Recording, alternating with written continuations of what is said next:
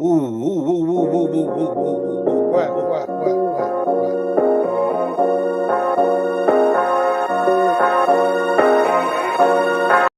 You still gotta think about me. Want someone to hold. You can put me on airplane mode.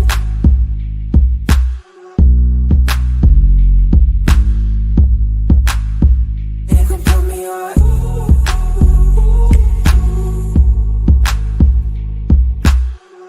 You still gotta think about me. Want someone to hold. You can put me on airplane mode.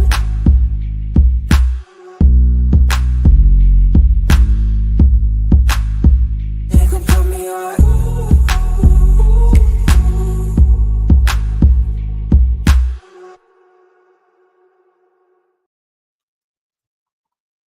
Ladies and gentlemen, boys and girls, children of all ages, welcome to the Sideline Junkies Podcast Network, where we bring you sports in our own special way. We take you on a flight around the sports world, one sport at a time, one instant at a time, one game at a time. This is the Sideline Junkies. This is the Tuesday Night Flight. Joining me tonight on the show, we've got the gentleman Jack. We've got C. Perry II. I'm the Midnight Rider. What we're going to hit on today, of course, we got the big news about Tomlin. We're going to talk a little bit about Pittsburgh and their history with coaches. We got Harbaugh being fired. We're going to list the top 9 jobs that are out there for vacancies and take you through that list real quick. We're going to recap the games from this weekend, wild card, and we're going to rank them, tell you who we thought was the best game and what we thought was the worst game. And at the end of all of that, we got a little bit of baseball news and anything else that's left over. We can knock it out the box and wrap it up, B. With that being said, how you fellas doing? Doing good, my brothers. Doing good. How you doing, Jack? What's up, C. Perry? I'm great. I'm doing great. Yo, I think Jack and Keith are the only 2 people that got fan clubs, man. I'm a little jealous about this. It was really But like that. nah, what's going on, fellas? We got some interesting news today, man. Something that we probably weren't expecting. Some of us was expecting this. And the way it happened, I think it's the way I know Maddie called this. I think a couple other people called this that I knew Tomlin was gone. But the step down is probably the right way to do this. For a guy that is giving you 19 years of service. And basically you picked him off the heap. Like, you didn't know he was gonna be this good. Miami didn't pick him up because Miami said he was too hip-hop for him. And now you get 19 years of service from a guy that somebody overlooked. You've been over 500 for his whole tenure. 15 years. So I'm gonna let Jack start it off, and then you guys take it around the room. Well, yeah, I mean, you said it, man. I mean, I saw several clips on the television today of Mike Tomlin's first, interview, press conference, whatever you call. And damn, that was a long time ago. Damn, he was so young when he did that. And he did come in confident and a little flair about him. But I don't see that being a reason not to have him as your coach. I thought Miami dropped the ball on that. Tomlin, yes, you could say he's been a winner his whole NFL career, but these past 7 playoffs, man, he hadn't been doing good. I think he's 0 for the last 7 playoffs, if I recall that stat correctly. So, man, it's just hell. It's just hell that they couldn't get over that hump these past couple playoff appearances to I don't know, just to go with his greatness, man, because I don't think he said any difference. Tomlin and the Steelers were always somebody to be reckoned with in the AFC North under his coaching. I agree with Midnight Rider. I do kind of think it's time for a mix-up.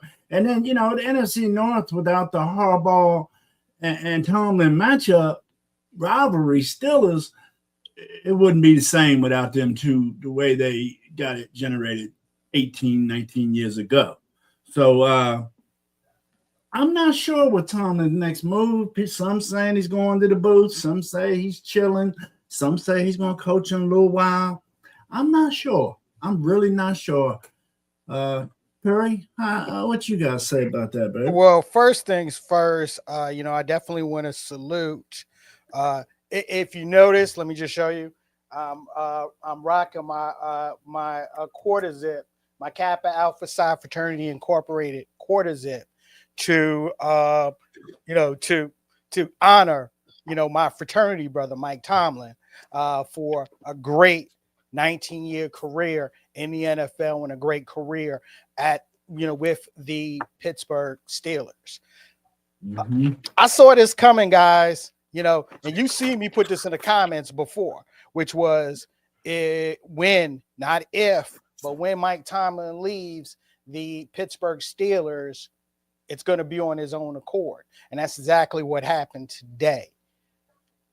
No surprise, with all the chips being put in the middle of the table at the beginning of the season. This was a do or die, okay? Super Bowl or bust. Regardless of what the outcome was going to be, I knew this was going to be his last season there. Just because, one, it's been there for 19 years. Unheard of. Mm-hmm. Unheard of unless you are a Pittsburgh Steeler head coach. That's that's the way it goes. And I'm glad that he went out on his own accord. Where his next stop is going to be, that's something we'll further discuss, I'm sure, as we talk about the vacancies that are open. But I just saw a report from Andrew Marchand from The Athletic and Fox Sports, CBS, ESPN, all of the major NFL TV partners are interested in having Coach Tomlin there if he decides to go that route. Now, remember, him stepping down means, he didn't get fired. So Pittsburgh still owns the rights. So if he decides that he wants to coach, just like the Sean Denver Payton. Broncos, just like the Denver Broncos had to do with Sean Payton, they're gonna have to pony up and trade for him, But nah, shouts out to my frat brother Greg. Oh, I completely forgot about this. Did you check the timing of the announcement? It was during Baltimore's end of the year press conference. Exactly. Exactly. Perfect trolling. Okay. Perfect trolling. If you don't think that was timed the way if you think it was just a coincidence that the announcement was timed the way it was, perfect. Absolutely perfect. It was like the cherry on top of the root beer float spike with Jamaican rum.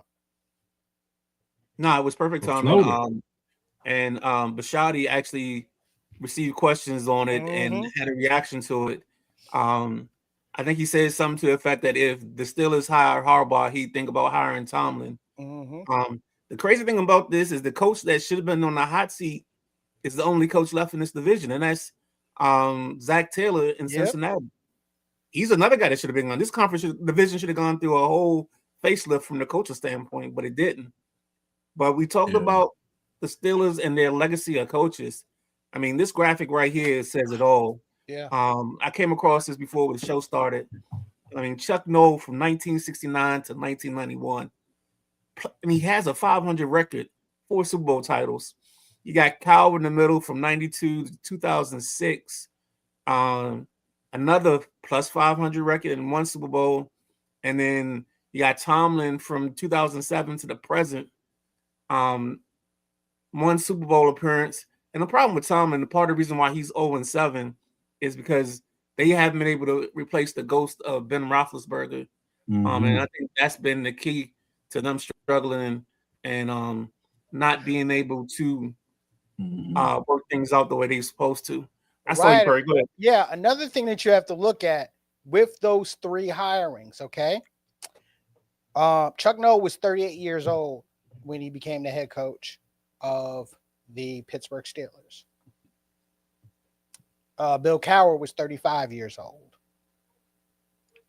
Mike Tomlin was 35 years old. Well, it kind of gives you an insight on the Rooney pattern.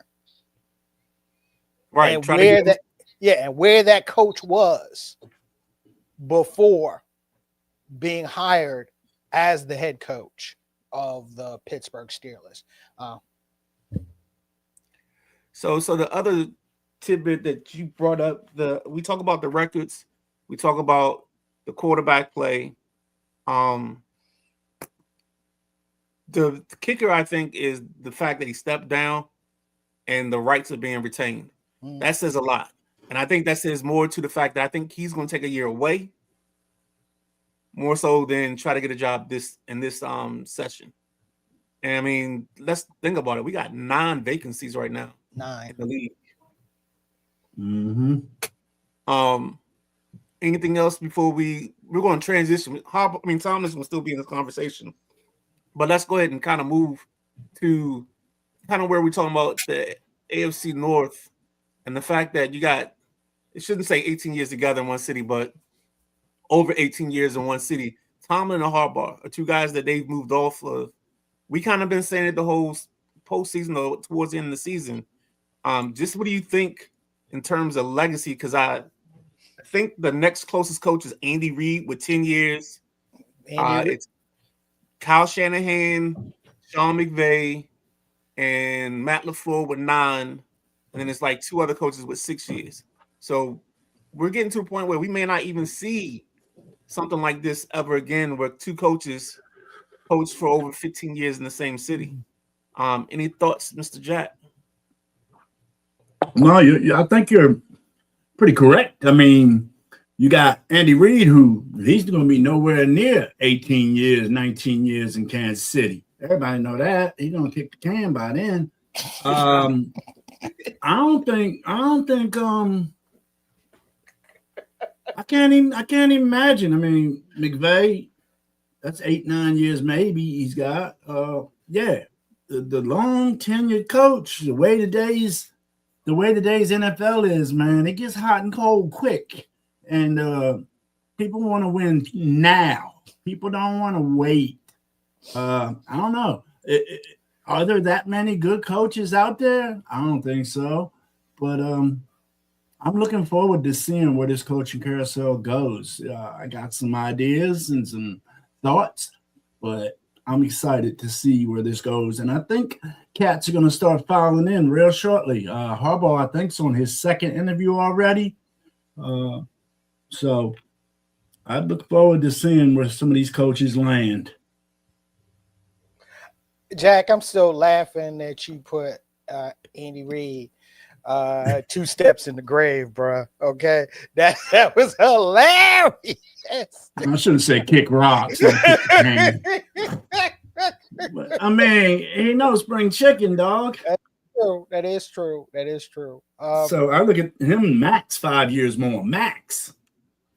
Hey, guys, hold on one second. I gotta at least put this comment up. Kevin Hawthorne, he says, "Good evening from Lakeland, Florida." Kevin, if you could tell us how you heard about us, I'd love to hear that. But thank you for joining us. Thank you for commenting. As you're gonna see, we here most days of the week. I think we give you programming 6 out of 7 days a week. So just jump on the train, find the shows you like, and come check us out, baby.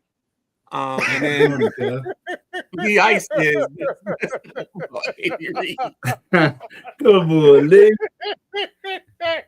Oh, and guys, before I pass it back to you, Perry, I gotta give love to Unapologetic Sports, the gentlemen that come on before us at 6:30. They do a great show. I don't know who their production team is, but they put up some nice graphics during the show. I think the graphic thing is about to become a competition to see who can make the best graphic because it's cats out here. I mean, we having some fun with it. They messed around. You know how what was that scene when they said they should have never given y'all money? They should have never given you AI. Should have never given you people AI, baby. And I ain't even gonna talk about the cast that's doing it without AI. Wink, wink. Anyway.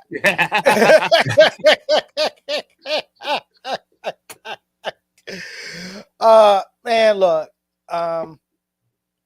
One, the turnover in the AFC North is it's wild.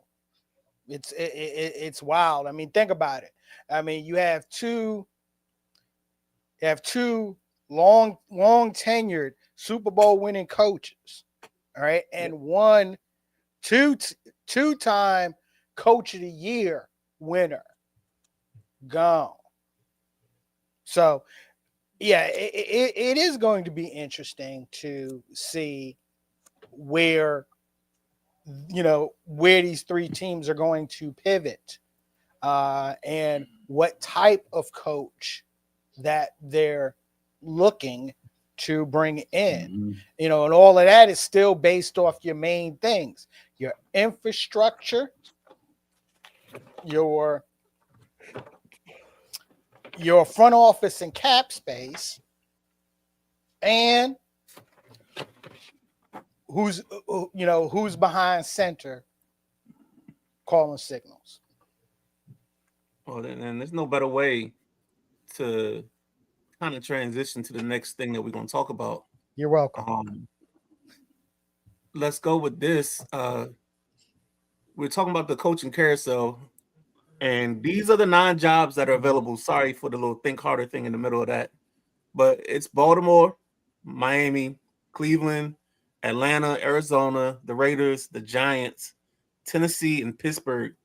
And the kicker is, Perry, you kind of said the whole thing. It's like, what's the best situation? Who has the quarterback? And I only see one with a true was a true answer at quarterback. I think there's one with a maybe. But I'll let you guys kind of bang that out because we want to kind of rank these jobs as we go along. So whoever's ready, let's go with your 9th job. What's the worst job on this board in your mind? Tennessee Titans, worst job on this board. Perry? I would actually say the Cardinals. The Cardinals. But however, Tennessee is not that far ahead of them. Tennessee has the quarterback to develop. So that's where I give them the advantage over Arizona. Because I mean, Kyler Murray, to me, has already played his last game as a Cardinals quarterback. That deal is either going to be cut or that deal is going to be dealt, but he will not be under center in Arizona, come next season. But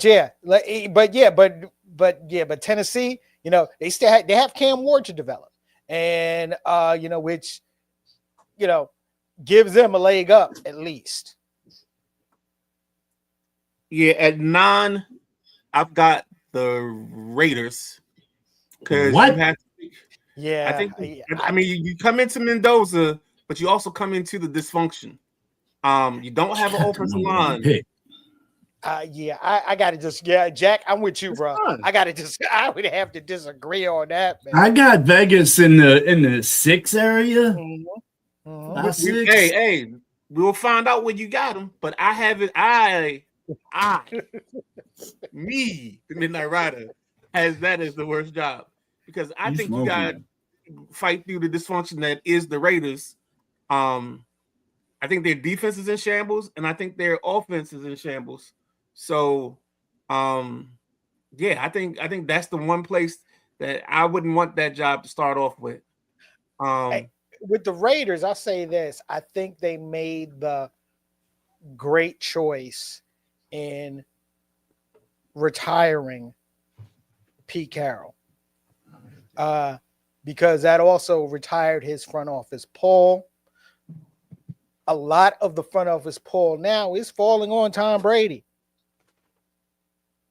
And so I kind of have some trust in his football mind and what could possibly be built there, starting first with who's under center, with who's your quarterback, and especially if they can, let's just say if they can con a certain a certain coach out of college, maybe it might work. Okay. So let's go ahead and what's the next? I guess the next worst job on this board. Well, I'm right there with Perry. We were pretty much the same with Tennessee, Arizona, right there at the two bottom slots. That's who I got. I got Tennessee 9, Arizona 8. I just don't see much to work with either one of those teams. I'm not sold on Cam Ward that he's going to be what he's going to be, or if he can be that. So Arizona's my number 8 squad on that board. Okay. Yeah. Tennessee would I'll say this, Tennessee would be my 8 for because they have a Cam Ward that a coach could work with. Right. But yeah, everything else is a we'll see, but it's it's not high on the list. Yeah, my 8's Arizona. Because you gotta fire Mighty Mouse. You can't keep him in the building, so you want to take that cap hit and try to draft one. Unfortunately, they're too far down to get a quarterback this year, so they're either going to be going with Jacoby Brissett or bringing in somebody that got released, somebody else's cast off. And I think that makes this job to me a problem. They have a couple of young running backs, but I don't know. Marvin Harrison Jr. hasn't really shown me a lot. He's had some drops the last couple of years, so it's gonna be interesting to see. But yeah, I have Arizona at 8. With that being said, let's see what you guys have as the number 7 job. Number 7 job, South Beach, man, down there in Miami. I don't know what they got going on down there neither. Not sold on Tua. Like I say, he's one good lick from being retired forever. If I was him, I'm telling you, I don't know if I'd be playing this game as many times as he's had his eggs scrambled. I got Miami number 7 on this coaches list, team list. And definitely see your point when it comes to Tua. No, my 7 is the Cleveland Browns. My 7 is definitely the Cleveland Browns. I mean, granted, yeah, they got they have a history making sack master with Myles Garrett, and they still got Deshaun. QB. They still got Deshaun Watson on the book. That's not the QB I'm talking about. Yeah. to me, I'm not going to say they have a mess at QB. I'm going to say they made a mess of their QB position. I can agree with that. So, I don't have as much trust in the infrastructure with Cleveland. I don't. I do honestly have more trust in the Miami infrastructure than the Cleveland infrastructure. But that's also going to be, but a lot of that is also going to be based on and play a key into what coach gets that job. But yeah, Cleveland's definitely my number 7. Number 7 for me. Miami, because I think you got to figure out whether the poop will get off the pot with Tua. I think you're going to lose Tyreek Hill because you're probably not going to want to deal with him after this year. And I think you have an off ramp this off season. So I'm gonna keep it simple. I think Tua and Miami become they're 7 for me. All right, who we got at 6? I know my 6 is gonna get laughed at, but I who you guys got at 6? Six. What I got, fellas, is like, yeah, they could have been 7, 8, or 9, but in my opinion, they got the number one draft and the number one pick in the draft, and that's worth something in my opinion. So to be able to come in with a high profile, hopefully high performing quarterback like Fernando Mendoza next year, the Las Vegas Raiders should be able to make some adjustments and improvements. Just like I said, it goes just like to what Perry was saying about Cleveland. Who is going to be the coach in Vegas? That makes a lot of the decision on is Vegas going to improve or decline. I got Las Vegas with the number one pick in next year's draft at the number 6 on this list. And I agree with Gentleman Jack on this one. Okay. Heavily because of that number one pick. I mean, we all know, like I said, unless Dante Moore makes that firm decision that he's coming out and wows everyone, in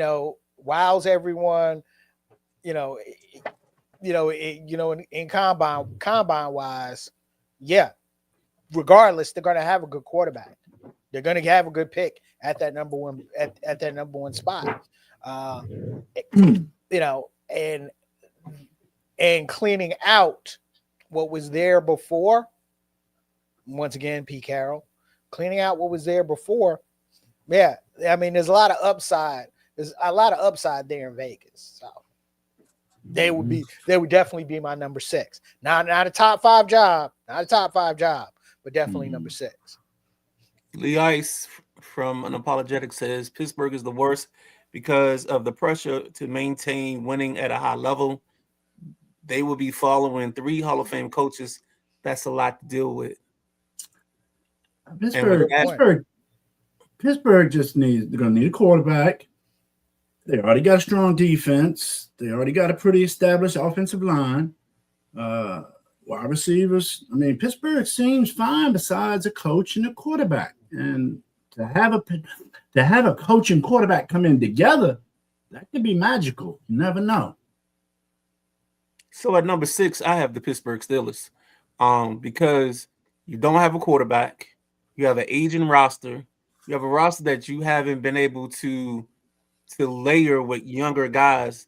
A lot of your guys are older now, and I think that's going to be their problem. They have DK Metcalf at receiver. You don't really have a dominant running back, even though Kenny Gainwell has shown you something, but he's a free agent. So are you bringing him back? I think Pittsburgh has more question marks to me in terms of how are we going to shape this roster. Jalen Ramsey's getting old. I know you got the 2 corners, but I just think this roster may age itself to the back half of this. So with that being said, let's go number 5.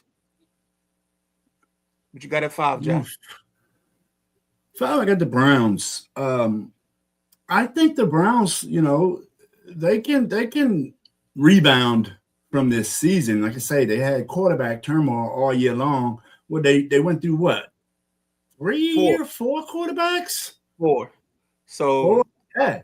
So who can win doing that, man? I think they still got some structure in the building.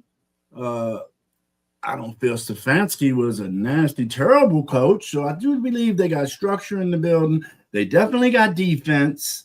They just have to work at the young players on the offensive side to turn things around. And who's going to be the right coach to do that? I got a few on my list, but I'm not sure which one. All right. Perry, number 5. Number 5. This is actually where I would go. Hold on. Who did I say at number 6? I said the Raiders, right? I agree with Yeah.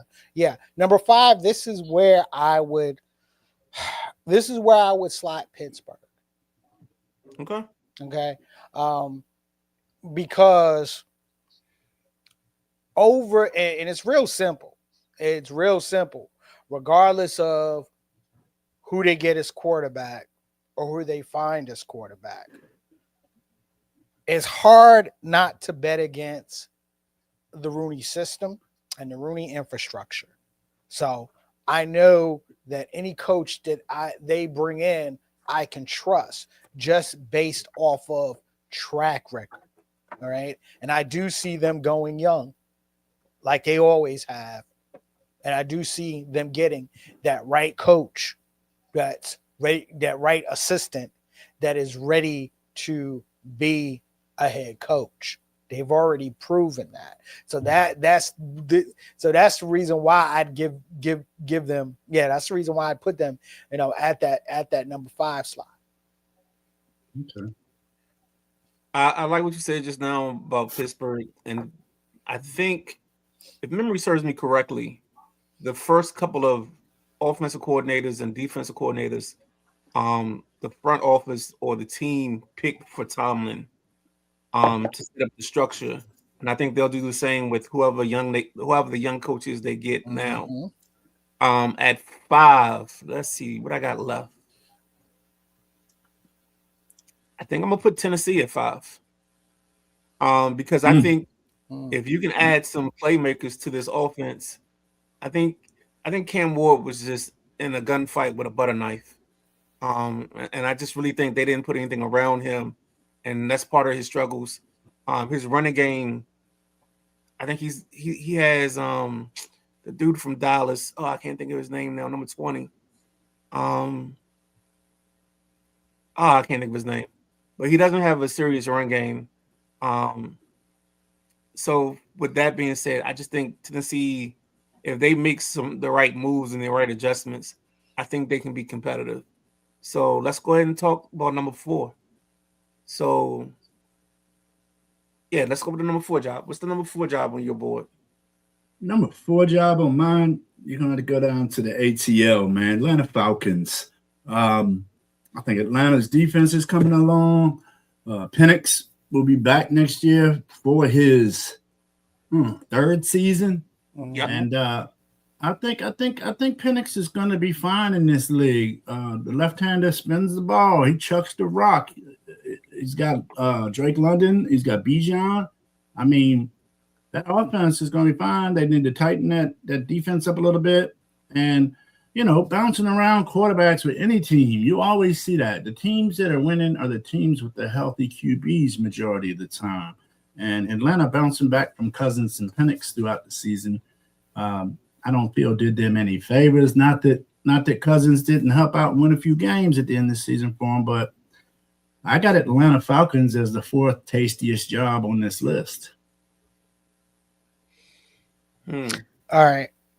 I love everything that you just said, Jack. Love everything that you just said. And I'll save that when I pick Atlanta. But at the number 4 spot, I'm picking the Miami Dolphins. And the reason why I'm picking the Miami Dolphins is because I already think I know who's going to be their coach. And it's once again, it's a game of infrastructure and a game of building. And the coach that I envision taking that job is perfect for it. He will be given time. He will have less pressure on him. And that's the reason why they're number 4 on my list. I think 4 for me, I'm gonna agree with Jack. I'm gonna put Atlanta at 4 because I think they've got a couple decisions to make. Decision 1 is I don't know if Penix will be. I think his injury happened towards the middle of the season, so I wonder what's his time frame on coming back from his ACL injury, and how are you going to supplement him being out with a part-time starter to get them going. You got Bijan, you got everything else in place. You got a decent little pass rush. I think their decision is going to be who they pick as coach. I think this is one of those situations where the coach could put them in playoff contention, or picking the wrong coach can have you looking in the top 10 again for people to pick, because they got the two young pass rushers last offseason that's going to help them out. On defense, they got a nice little secondary with AJ Terrell at corner, Clemson guy. So yeah, I think I got Atlanta 4. Ooh. Okay. Okay. All right, that makes sense. Yeah. I got Atlanta 4. All right, number 3, gentlemen. At number 3, I got a team that you guys had a little lower on your list, and I just like it because I think it's a great place to play football. There's so much tradition in Pittsburgh. Pittsburgh Steelers is my number 3 destination. I think it's a great place to go. It's going to be another situation where you're going to have a new coach, new quarterback, and I kind of like that, where they come in together versus, staggering them. I like Pittsburgh as a number 3 destination for any coach in this carousel. Jack, I like that. Once again, both me and Ryder mentioned it with Pittsburgh. Tradition, it's there. Infrastructure, it's there. Okay. Number 3 is where I actually have the Atlanta Falcons. All right. And one of the main reasons why I have them there is everything the two of y'all just said. Plus, and the biggest plus to me is that they're playing in the NFC South. South all day. Okay. And if you bring in an excellent coach there that can get Penix, a healthy Penix, to where he can be as a quarterback in this league with the weapons that are already there, I can't see how they couldn't challenge or overtake Carolina or Tampa Bay for the division title. Because come on, we all know that 2 teams from an NFC South ain't making the playoffs. When was the last time that happened? Exactly. Right. Exactly. Ain't happening. So Atlanta. I'll say this. Atlanta. Atlanta is definitely a choice spot. Mm-hmm. We're on number 3, right? We're on number 3. Yes, sir. Which one of these jobs I like at 3? I like the Cleveland job. Okay. And that's going to be a departure, but I think Cleveland has enough of a defense in place that if you get, or you find, maybe it's Shador and he game manages you, for another year through the thing. But I think 3 is where I have Cleveland, because they drafted well this year. They got the kid Quinshawn Junkins as their tailback. I think the investment Cleveland has to make, to be honest with you, is at wide receiver. You can't go into next year with Jerry Jeudy as your number 1. And I think if they can clean that up, they found the kid Banning, I think it was, from Bowling Green. He's their tight end. They lose Njoku, the kid from Miami. He's a free agent. I think at their spot, they have 2 first-round picks too. So I think at one of those spots, if they get a offensive lineman, I wouldn't be mad if they got 2 offensive linemen in this draft to something in front of wide receivers. I think the spot they pick in, they got to go. I think they're 6. They're waiting for Washington. So I think that's where they take their tackle. And then they're at 26. Yeah, they got to take a tackle. You don't think they can take a top tier wide receiver at 6 and then get a tackle in the 30th pick or so? All right, let me. So it's. I've been no. Yeah. No. You started the conversation I wasn't ready to have yet. Because the understand. other person I would think that I would put here is the kid Carnell Tate from Ohio State. He's a burner. Take the top off the defense, so he could be at 6. I just don't know what the value is for them at 6 with a wide receiver. Where I think you can get a wide receiver at 26, better than you can get a tackle at 26. I So that's totally kind of agree. the theory behind that. Okay. The Totally agree. position Totally value agree.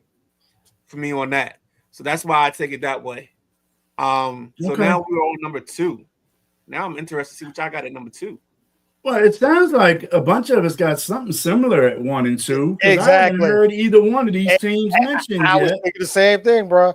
Same And thing. I can't imagine y'all got this team I'm getting ready to mention at number 2 at number 1. What is it? Because What that'd is be it? crazy. But What my is number two is the G-Men in New York. I think the Giants got so much how would you say it? So much upside to their team, man, with the youth and the camaraderie. I mean, them boys love each other. I mean, injuries hurt them as well. But I tell you, they got their quarterback. They got their running back. They got 2 wide receivers. They could use another one. And that defense ain't no suckers. So I'm telling you, in the next year or 2, the NFC East needs to got them eyes peeled because the G-Men going to be climbing the ranks. I'm telling you, that team is young and hungry. And Jackson Dart is a winner. I've been saying that for some time now. So the Giants are a great-looking team for a coach to come into. Is it going to be Stefanski from Cleveland because he's a great quarterback coach? Is it going to be John Harbaugh because he wants to stay up this way? I don't know, but those 2 coaches will be dynamite in New York. Okay. Yeah, New York Giants definitely number 2. I'm gonna co-sign everything that came out of Jack's mouth except for one thing. Harbaugh. No. Okay. You say a couple of years. I say next year. 26, huh? 26, 27. Yes, I say 26, 27. And one of the main reasons why I say 26, 27 is because I honestly feel that the Giants are going to have the right head coach to work with Jackson Dart. And let's just say, if I'm pulling up my sideline junkies crystal ball, that head coach will have the potential to win his 3rd Coach of the Year award. At 2, I got the Baltimore Ravens. Yes, you have Lamar in place. The defense, I think they got to figure it out. I think the fact that this is unknown territory for this group in 18 years, it scares. That's the only thing that scares me is they have to get the right coach. And I don't really trust this group of coaches that are sitting out here in the vast wasteland that is fired head coaches or up and coming young guys. I just don't. I don't think that this is the year for that up and coming young guy. And I think if you go recycle bin, it's gonna be interesting what the recycle bin holds for you. Because I don't see Mike McDaniel going there because I don't think he's a fit. I don't think Kingsbury's a fit. Like for the Raven way, honestly, I think the Ravens' best coach option is Brian Flores because he's a defensive coach. He's defensive minded, and I think he would come in with a run heavy, so that way you can keep the kid Rashard as your fullback. You can come downhill on teams, and you can impose your will with Derrick Henry.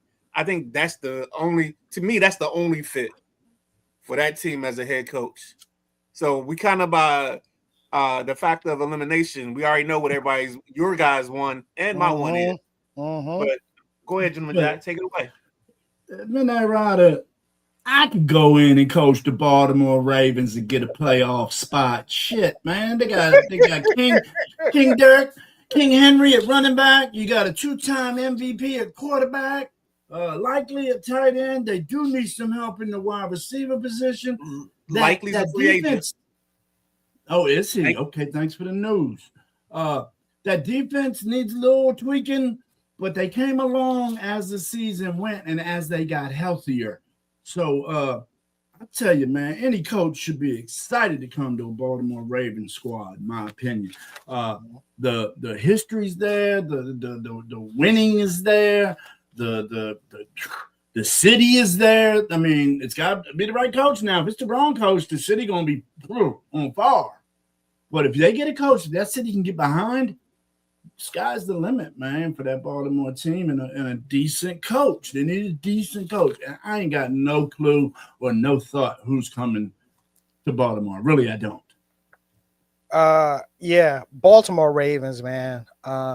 You got, like I said, you got the QB, you got the running back, you got the pieces. All of the pieces are there. I mean, hell, this was supposed to be. Let's be honest. Let's speak honestly here. This was supposed to be their year. This one, I'm sorry. This was look. Look. I'm sorry, BJ. This was supposed to be their year.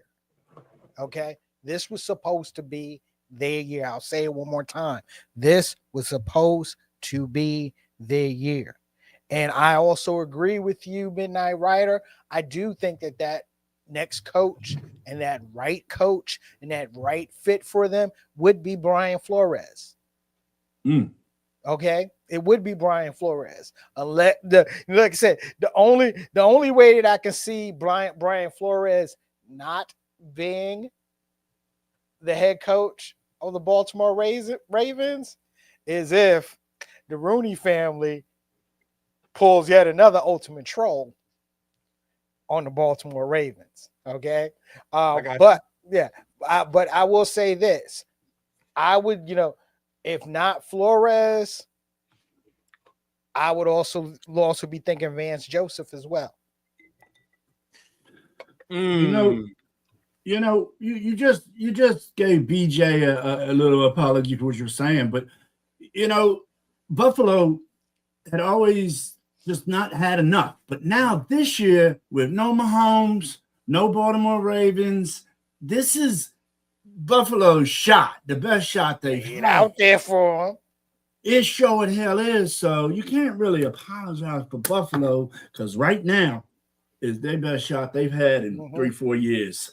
And it would sad, and as a AFC East representative, it would sadden me if Buffalo blew this whole thing and them damn Foxborough MFers get further. So now, Jack, I know why when I was just talking and you said, "Oh, wide receiver." Now I know why I didn't say a wide receiver for the Cleveland Browns, because I personally, if I'm the Giants, the second the fourth pick is off the clock, I'm not worried about my 8 minutes. At 7 minutes and 45 seconds, I've written the name Carnell Tate on the card and I've run it up to the thing. So now I start next season with Tate and Neighbors as my outside receivers. And I got Wan'Dale Robinson in the slot. I got Cam Scatterboo as my running back. I got Theo Johnson as my tight end. The next heavy investment I'm making in is my backup quarterback. I'm going to get me a guy that can – I don't want a guy that's a 2 to 3 week guy. I need a 4 to 6 week guy because the way Jackson Dart plays quarterback, I might need somebody for 4 to 6 weeks to play quarterback. So no Tyrod Taylor, huh? We know Tyrod. Taylor. Come on, dog. No Tyrod. KG will take that cat. If Rod Taylor's my backup, then I'm gonna have a good third. Good.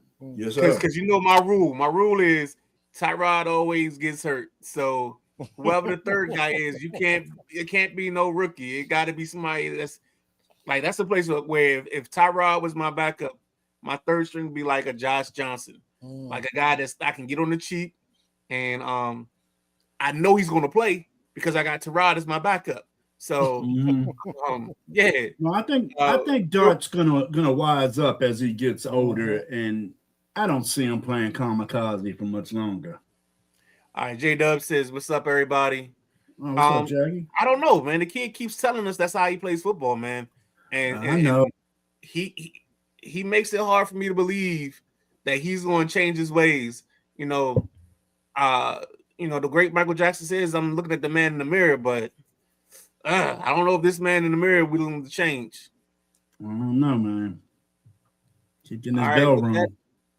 with that being said, let's take a quick break, come back and hit the NFL playoffs, the last results from the last couple of days, and then we're going to rank the games, how we thought what was the best game to the worst game. I think I know what the worst two were, and that's where we'll start when we do the ranking part of this. But with that being said, highlight and preview tomorrow, we've got Coach Frill from Huntingtown on In the Passenger Seat, and this commercial is brought to you by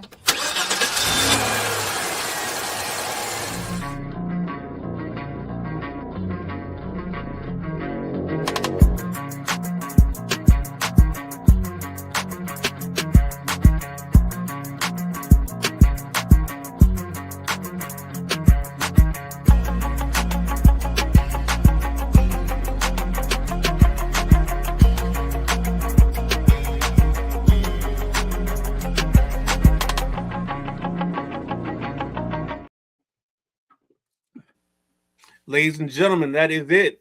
Tomorrow night, 8 o'clock in the passenger seat. Also tomorrow night at 7:30, your precursor, your prelim to In the Passenger Seat is Nothing But Net, starring that guy up there in the corner, C. Perry the second, myself, the Midnight Rider, where we take you through new school basketball through a set of old school eyes. But Jack, you want to add anything about tomorrow night with Coach? Oh, I'm really looking forward to it. This is 2025 state. This is 2025 Maryland football state champion coach Paul Frill. Great man to talk to. Many years on the sidelines, and he had been a 3-time runner-up at states prior to this. So it was really a big win, and I was on hand at Navy Stadium for his game. So I was there when they handed him the trophy. I interviewed him immediately after the game. I broke a few media rules doing that. But hey, I got interviews at the 50-yard line. And then they come up to me like, "Hey, sir, you got to go to the media tent to do interviews." I'm like, "Oh, my bad." So you're going to love talking to Coach Frill. He's just a good old boy, man. And I really like the guy. Now, I know tomorrow we're recapping some things, but is there something you got on your mind first and foremost tomorrow for Nothing But Net? We'll probably take a look at the John Morant trade talks. It looks like things have been heating up a bit, relating, as it relates to, them actually shopping him, and some, and of course, we'll go over, the happenings, on the scoreboard, in the association. So here we go. All right, ladies and gentlemen, Sideline Junkies Podcast Network. This is the Tuesday night flight. They just gave you the recaps or the previews for tomorrow's shows, Nothing But Net and In the Passenger Seat. With that being said, we're at this point where we're going to talk about the NFL recap. The first game on the ledger that we want to talk about is the Bills 27, Jaguars 24. To me, this was kind of a coming out party for a young man, even though he ended up on the losing side of the ledger. But I don't know if you guys saw the kid Parker Washington for the Jacksonville. He had a tremendous ball game. ETN, your boy ETN looked good this weekend. So, guys, what were your thoughts just on the ball game itself? Go ahead, Perry. Okay, I'm happy that Jacksonville got there. I mean, pretty much. I'm happy that Jacksonville got there. The end of this game was no surprise. I mean, close game. However, this was a game that the Bills were supposed to win. I don't care if it was in Buffalo, or I don't care if it was, if it was in Daly's place in Jacksonville. The Buffalo Bills were supposed to win this game. And shouts out to the reporter from the Jacksonville Free Free press. Press. Yes, the beautiful words at the press conference that she gave. That she gave the coach. It honestly sounded like my grandmother or one of my one of my aunts giving me encouragement after taking an L. All right. So then to me that was beautiful. I hope she's for the Jacksonville Free Press, black owned media. I hope she's doing everything. I hope they're doing everything to monetize this moment. But Bills did what they were supposed to do. Get out of there with the win. Jack, I agree, Perry. I agree, Perry. I think Trevor Lawrence, the interceptions were big. Mm-hmm. You can't turn the ball over against an offense like Buffalo, and Buffalo's defense performed when it needed to. Cook did not get cooking for Buffalo though yesterday. I tell you, I was impressed with how Jacksonville kind of handled that top rushing game in Buffalo, but Josh Allen, just being the smart quarterback he is, ran and pounded you if he had to. I mean, Josh Allen, he was getting pounded as well. So it was a great game back and forth. I just think the Bills and their playoff experience was a tad too much for the Jacksonville Jaguars. Isn't that right? This game was well, you'll see where I have it ranked because it's pretty high on my list of games of the weekend. I thoroughly enjoyed this ball game. As much crap as I give the Clemson boys, I think I said I thought the Clemson boys would lead them to victory. And I was wrong. Mm-hmm. But a couple things I just didn't like about this game. The Josh Allen quarterback sneak where they dragged him like 10 yards. Just 20 doesn't make yards. sense to me. It looked like they picked them up, Midnight Rider, didn't it? They did. They literally scooped him up and like carried him the rest of the way. And it's just like, all right, we gotta figure out how to make this work, how to make this right in the big scheme of things. Because that doesn't make sense. I think Jacksonville has a true up and coming star in the kid Basil Tootin they picked up from Virginia Tech. He was very explosive. I think he's the reason why your boy Travis Etienne won't be in Jacksonville next year. I think they'll take the gamble on him instead of re-upping Etienne because Etienne becomes a free agent this all season. In terms of just the rest of this ball game, I think Buffalo is a team that had to win this, and I think Jacksonville wanted to win this, and that was the difference. And I think, well, we'll say that for picks on Sunday morning. We'll talk about that more. I think they're the Sunday game. If not, we'll talk about it Thursday. So I'm not gonna give away too much here, for the sake of kayfabe. Anything else, guys, before we move on to the next ball game? Mm-mm. All right. Next one up is 49ers 23, Eagles 19. The big takeaways from this ball game. 2 touchdowns from McCaffrey. Jajuan Jennings with a great pass on the trick play towards the end of the ball game. Eagles offense looked like he was dead in the water. Barkley did have 71 yards in the first half, but after that, nothing really happened for him on the run game. He did finish with over 100 yards, but and the Eagles fired their offensive coordinator today. I think that was something that they had to do. Whoever's ready, Jack or Perry, just take it away. Yeah, I can get back in the routine now. This game right here, man, I tell you, I wouldn't have wanted to be on the bus in Philly Monday morning, dude. That city blew up.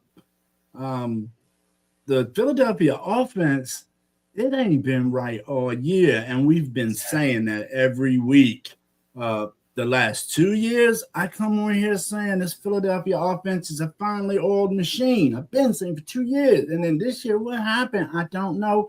There's a lot of turmoil in their locker room, I feel. And the media puts it out there so we can see it. But I just don't know what got into Philly. And it was a very disappointing loss for them and their fan base. But I thought the Niners had enough to take care of this myself just because of the way this offense has been playing. McCaffrey's going to do McCaffrey things, man, if it's big or small. That pass from Jennings was sweet. And Jennings was a 4-star quarterback coming out of high school. So I believe he won a couple state championships too. So it was a beautiful throw. It looked like it was going to be a jet sweep. And for some reason, somebody in that defensive backfield takes their eyes off of CMC. Why? I don't care if the guy's running right at you. I'm still going to watch out where McCaffrey is, dude. So that was just piss poor defense on Philly to get burnt on that play. Great win for San Fran. I'm not sure how much further they can go in these playoffs, but you never know. You never know, man. It's whoever's playing hot right now. So San Fran's been pretty hot toward the end of the season. So let's see if it continues. Curry? Yeah, the biggest thing that I've heard from Eagle fans all season, and I'm tight with a lot of Eagle fans, offense, not the same as last year. What the hell is this coordinator doing? A lot of people wanted that coordinator fired mid-season. It didn't happen. So it takes a loss in the first round for the defending champ to go home, so that course correction can occur. Other than that, there was nothing surprising, about this outcome. I hate to see that Kittles went down. And now he's done for the he's done for the rest of the rest of the playoffs. But next season. Yeah, but just like J-Dub said in the comments, injury after injury, and they still keep going. I mean, it would not surprise. I mean, okay, who's Philly play in the next round? Hold on. Philly plays Seattle. Oh no, Philly don't play nobody. Philly lost. Philly, sorry. I'm in San Francisco. San Fran plays Seattle. Okay. So in other words, a rematch of the a game of the year rematch. So correct. Yep. I look at the winner of that game going to the Super Bowl from the NFC. Now I probably just snake bit both of these teams. However, that's the way I see it, because to me they've been the best. To me, they've been the best two consistent teams in the NFC all season. All right, real quick, J-Dub, just to take a step back, said this is Josh Allen's year. I don't know if I agree with that, but we'll talk about that on either Thursday or Sunday when we get closer to those games. We talked about Kittle, his injury. Interesting stat about Philly is this is going to be the 5th year where they start the season with a new offensive coordinator. So they're going to be 5 years in a row with a new OC. And I don't know how people expect you to have some kind of consistency and some kind of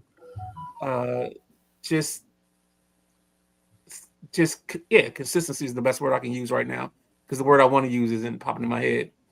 And I just don't know how that works. I don't know how that's going to happen in this situation. There he goes. I was waiting for this guy to hop in. There he is. What's up, Ant? What's up, Ant? Yo, you a popular guy, man. Everybody been looking for you, especially since Miami been winning.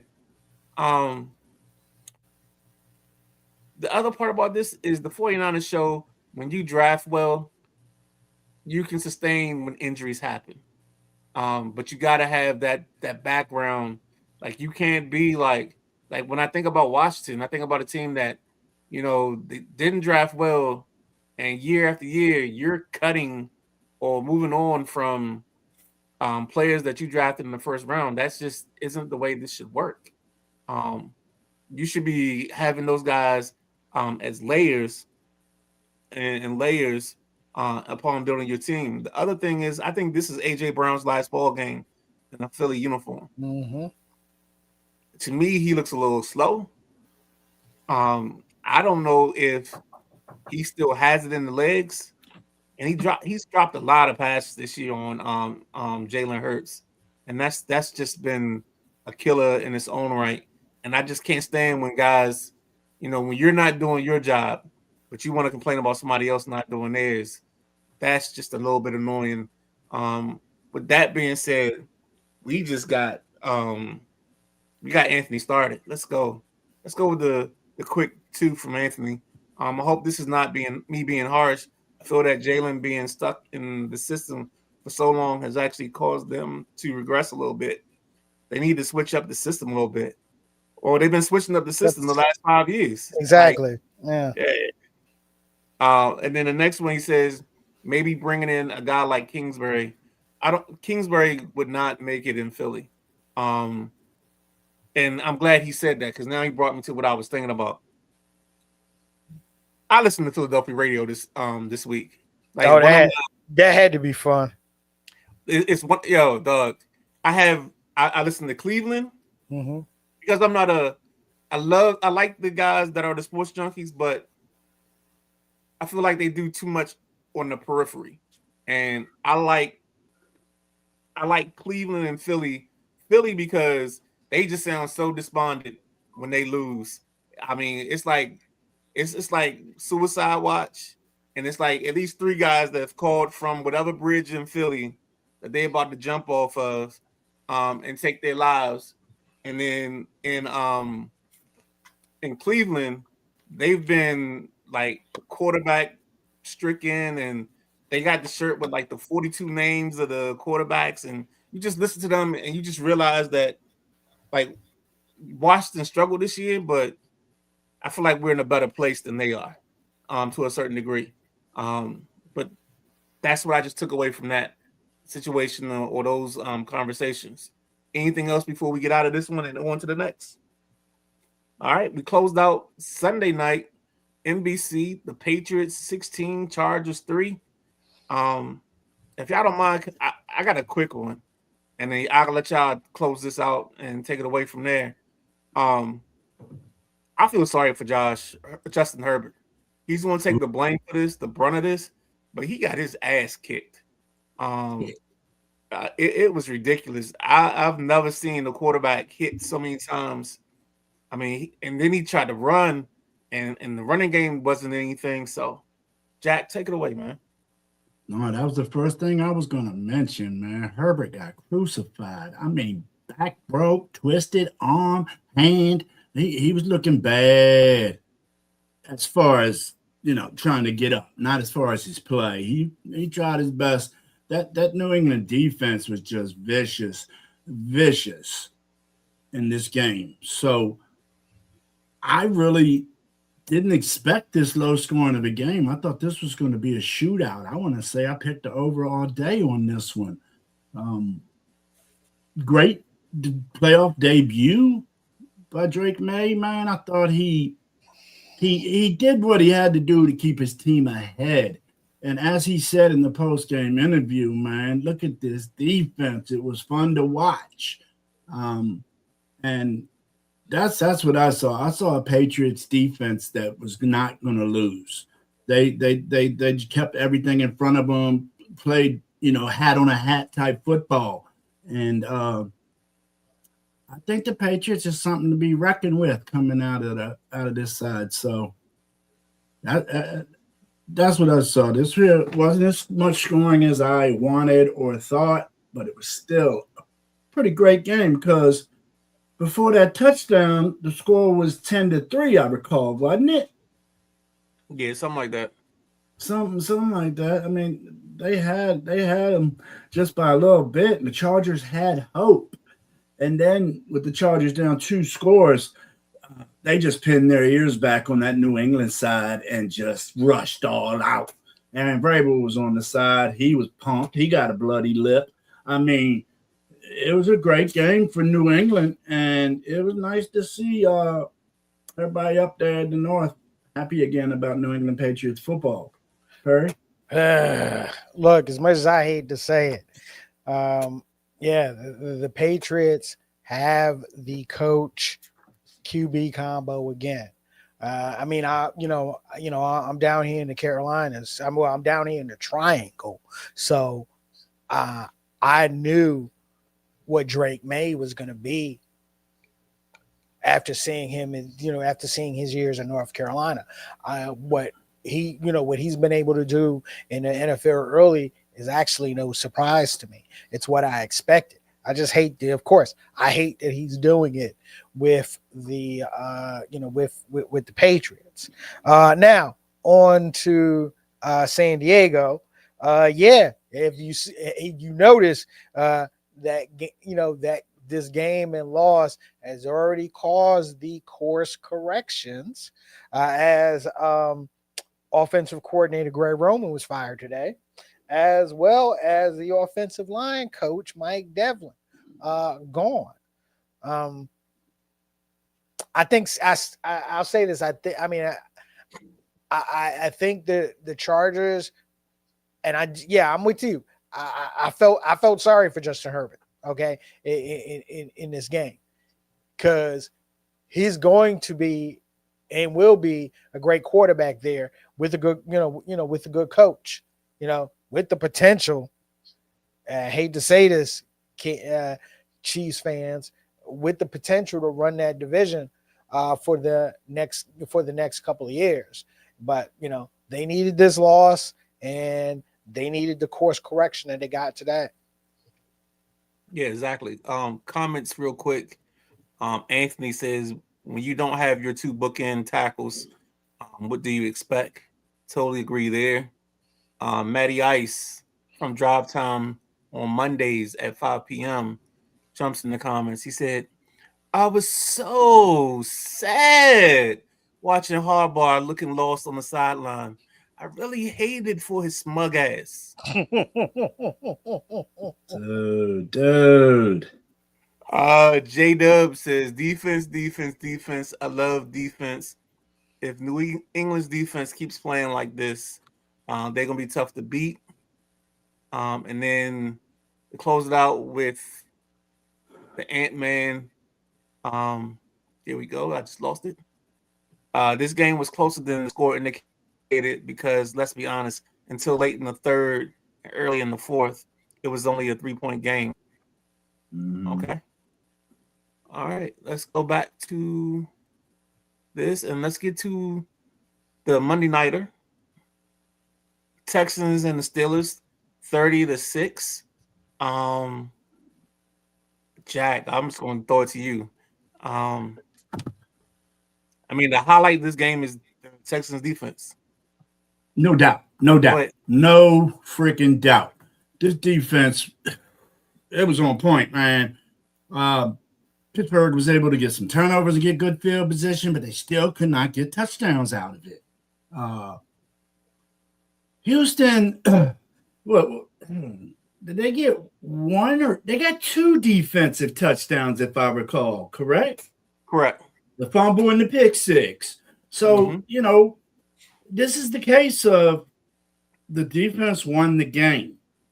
I don't feel Houston's offense did that great. I'm not saying they did terrible, but when you got a defense like they got over here that can get turnovers and get points off these turnovers on the defensive side, it's hard to beat. So I picked the Steelers to give me a poke and hope and maybe let Aaron play one more game. I think it was more me wanting to see Rodgers play one more game than me really thinking the Steelers could win this. Houston will be matched with who they matched with? New England. The Patriots. So right there, that's going to be a defensive free-for-all, but I think New England, well, we'll go into that about that matchup on our Sunday show or whatever. But yeah, Houston defense won this game out and out. That's all I gotta say. I don't feel Stroud won this game. Defense won this game, Perry. No, I mean, look, totally agree. I mean, there was not much that a 40-something-year-old Aaron Rodgers was going to do in this game. I mean, let's be, let's be totally honest. I'm glad to see Houston back on a better path than they have been in the past couple of seasons. Their defense, they got an excellent defense down there. And this New England game, it's it's gonna be a rough one in the trenches. Yeah, hold on real quick. Let's hop this one in real quick. J-Dub says that's really gonna be a good game if the Texans play New England. That's what we got. It's gonna be a good ball game. On this Texans versus Steelers game, I mean, this game bored me to tears. I mean, at the end of the third quarter, it was 7-6. I tried to stay awake, man, but yeah, I was bored. Thankfully, Sports Center's on a roll, so I can catch the highlights. And when I saw the score was 30-6, I knew it wasn't Houston's offense. CJ Stroud, in the best of his ability, did his best to play for the Pittsburgh Steelers that night and try to help that offense out. 2 terrible fumbles, one on the flea flicker, one on the bad snap. It's just protect the football. You got Danielle Hunter, you got Anderson playing defense, you got your front four killing it. Just don't mess it up. You know what I'm saying? It's like when you got a good group and then you the fifth guy. Like if you Ray Jackson and you come into the 5-5, you just can't mess it up. Exactly. You know what I'm saying? You can't get it wrong for everybody else. Let Jalen Rose be Jalen Rose, Chris Webber be Chris Webber. And that's how I feel about him. Like you just gotta be there and you just can't mess up and make the mistake that's gonna cost this team the ball game. Because you got everything in place. Now more than likely this weekend's game is gonna be shaped by the 2 concussions. When they play New England, Gonzalez has a concussion, and he's in concussion protocol, and Nico Collins is in the protocol. So we'll see how that plays out. But with that being said, we've kind of come to the end of the games themselves, fellas. We missed the game. We missed the game. No, we didn't. Yeah, we did. No, we did. You sure? Yeah, that's the all 4 Sunday games. Remember, we do the Sunday rise on Sunday morning. Oh, my bad. I'm not up here on Tuesday, man. So I completely forgot. You already talked about the Saturday games, man. Come on, get with it. I'm trying. Shoot. Nah, you good though. We get it. He said, you. I'm trying, shoot. All right, guys. Let's make it easy. The least favorite game of the weekend. This probably is going to be a shot across the bow for everybody. But at number 6, Jack, what games you have as the worst of wild card weekend? Houston, Pittsburgh. Yeah, agreed. Houston, Pittsburgh. Yeah, Houston, Pittsburgh. Don't need to waste no time on it. Yeah. All right. Yeah, we good. I think we all got the same number 5. What's your fifth worst? Chargers, New England. Yeah, I can agree with that. Chargers, New England, because I already got a funny feeling we all got the same number 1. But go ahead. I don't know about that one, but let's go with 4. Who you got at 4? San Fran, Philly. All right, so we got a difference there. Who you got at 4? I'm gonna agree. Actually, it's San Fran, Philly. All right, I got Rams Panthers at 4. It was a good game, but it's just something. I think the Rams kept them in the ball game more than Carolina did anything to stay involved. Number 3 for you guys. Buffalo, Jacksonville. I'm actually gonna go Packers, Bears. So now I know we don't have the same top three. I got Eagles and 49ers in that spot. Okay. So where we at, 2? We're at 2. Mine is actually a tie for 1, man. I thought It both had of no these ties. games. We don't do You ties ain't here. say that. You ain't say that. You ain't say that. We don't do no damn ties, Jack. Ties are for college shirts only.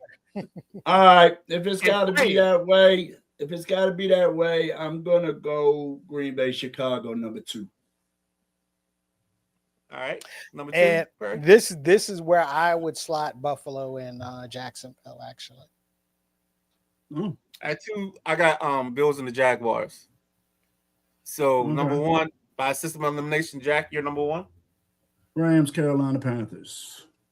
That was a great game, and great to see Carolina Panthers back in the playoffs and giving some fight for as long as it's going to last. Exactly, Jack. But yeah, Panthers, Rams, definitely.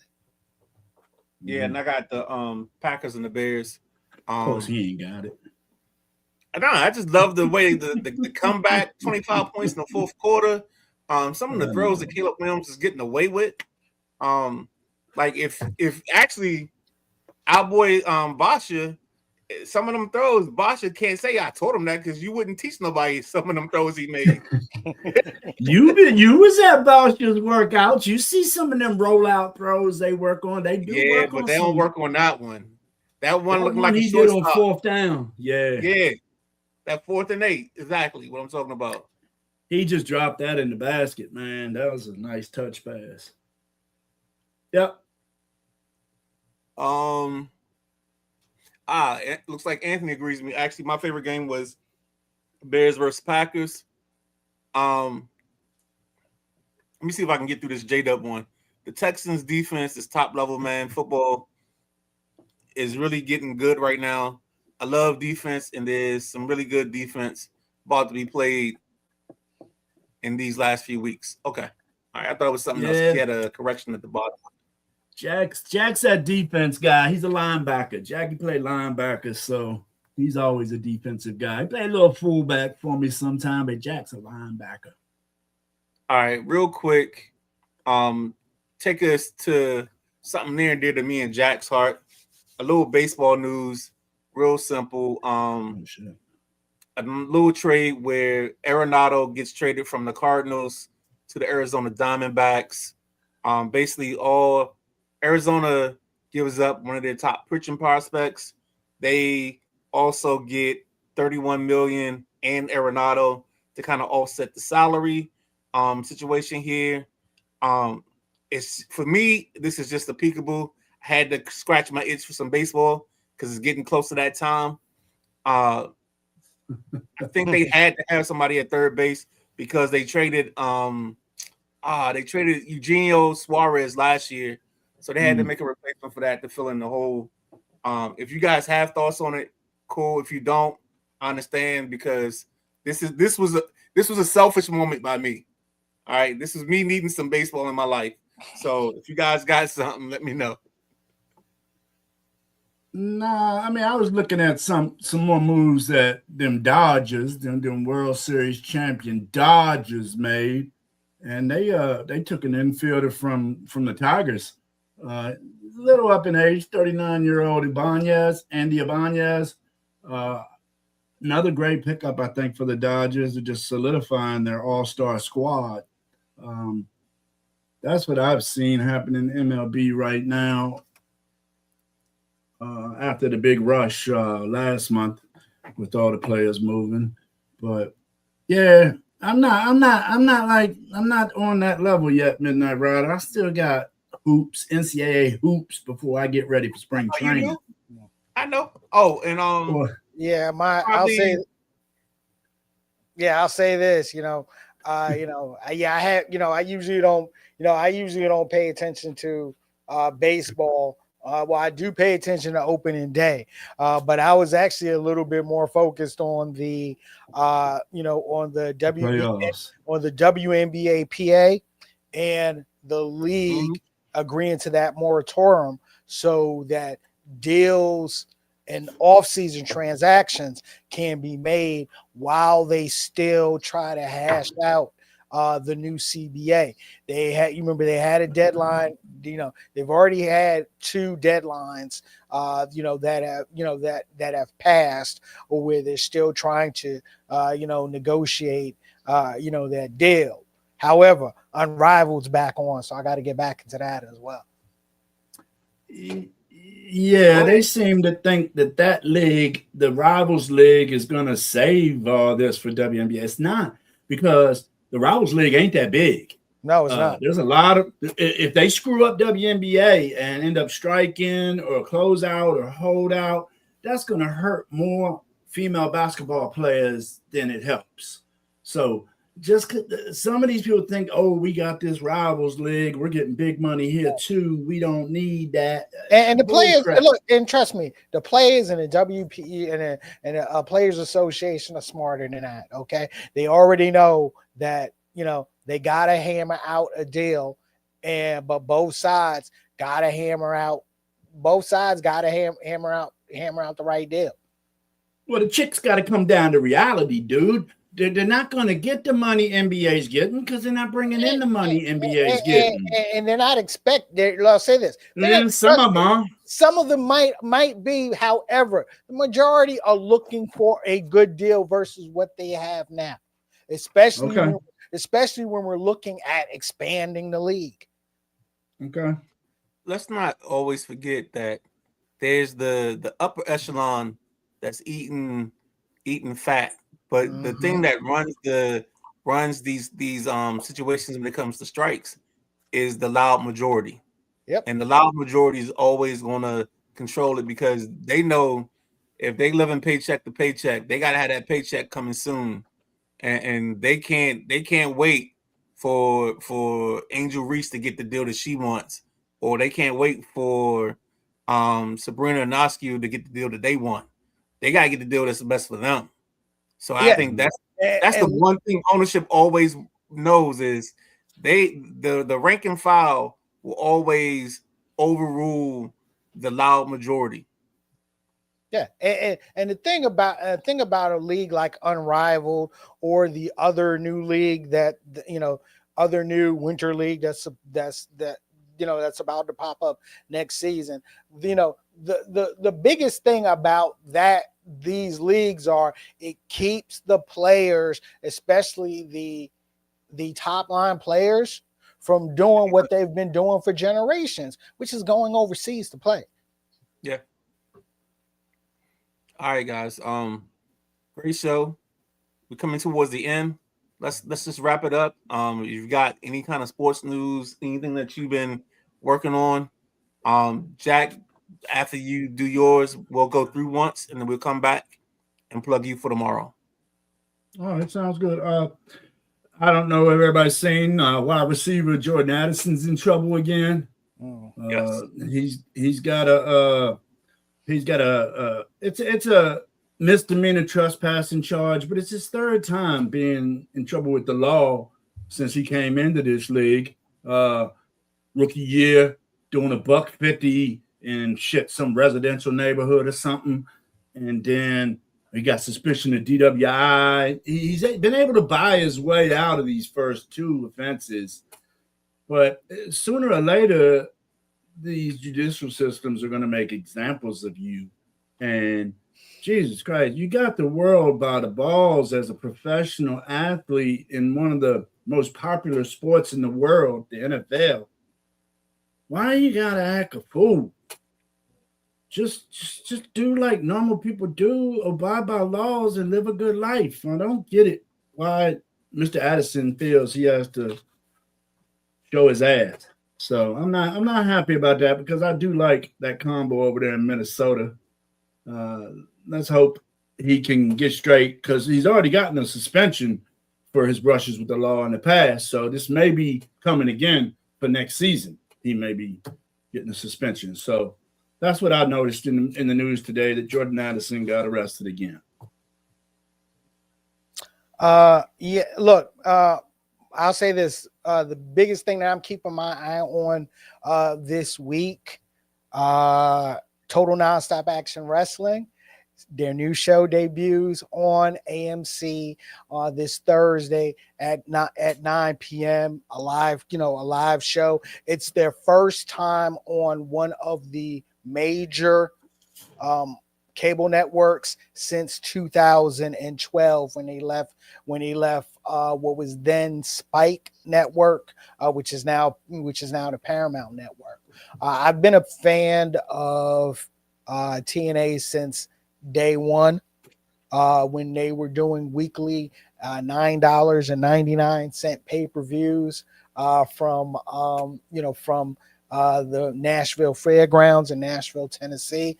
And it's always been one of my choice promotions to watch. A lot of the big faces that you see in the WWE, in All Elite Wrestling, even in New Japan Wrestling, initially made their mark in total nonstop action. They've had a huge renaissance over the past couple of years, especially since the pandemic, and have gotten to the point now where they have a much better TV deal than they've had before. So I'm looking for big things and really, really, really looking forward to this Thursday show. Well, that Thursday show has one man, the phenomenal one, making a guest appearance. From what I've heard on that. Real quick, because I don't have much in this, let's go ahead and see if I can get these guys in the mix here. Let's see if I can get Anthony in these comments. Texas boom. That's his game. Midnight. What are your thoughts on my comment about Tomlin? I didn't see your thoughts on Tomlin. I saw it. Sorry, bro. As always, Anthony, I disagree with you. I know you've heard that before, but yeah, I disagree with you. Okay. When you have a coach that's been around for 19 years, he doesn't get fired. He leaves on his own accord. True that. Okay. A coach that has never dipped under 500, he leaves on his own accord. And this is actually what happened, what happened today. So no, his ass didn't get fired. He left because, quite honest, and we mentioned this early in the show, which you probably didn't check on early in the show when we started to show off talking about Mike for 20 to 25 minutes. It was always his choice. It was always going to be his choice to leave, and he came in to this season with all the chips to the table, knowing whatever was going to happen this season, probably going to be his last season as the head coach of the Pittsburgh Steelers. All right. Next up, this move doesn't shock me because he was a rumor to be traded during the deadline last offseason. It was inevitable, to be honest. I'm not sure what that refers to. I think that's referring to the trade, to the MLB trade that you mentioned. Okay. Yes. Okay. That's perfect. Teams are hesitant to either pay or give up a ton of prospects because they know the lockout is coming in 27. I don't. Yeah. Your thoughts? We already took care of that. Mm-hmm. And then he says, "Always good folks" from J Dub. Thank you, J Dub. For Anthony, Jack, Mr. Hawthorne, for anybody that was in the comments, thank you for commenting. Thank you for sharing your thoughts with us.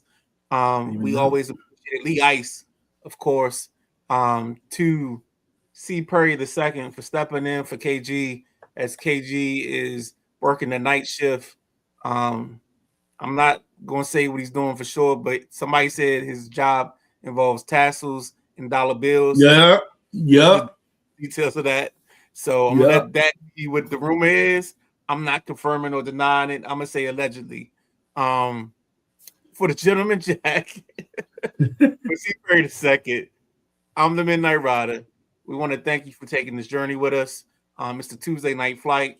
We are bringing you in in to the home stretch, and we're gonna let you land here. So with that being said, good night. Thank you for joining us. We'll see you tomorrow, 8 p.m. in the passenger seat, and then at 7:30 before that with Nothing But Net. So let's make sure we do that. We'll see your faces tomorrow. And tomorrow morning when you wake up, don't forget the audio versions of this will be available to you at about 9 a.m. iHeartRadio, Odyssey.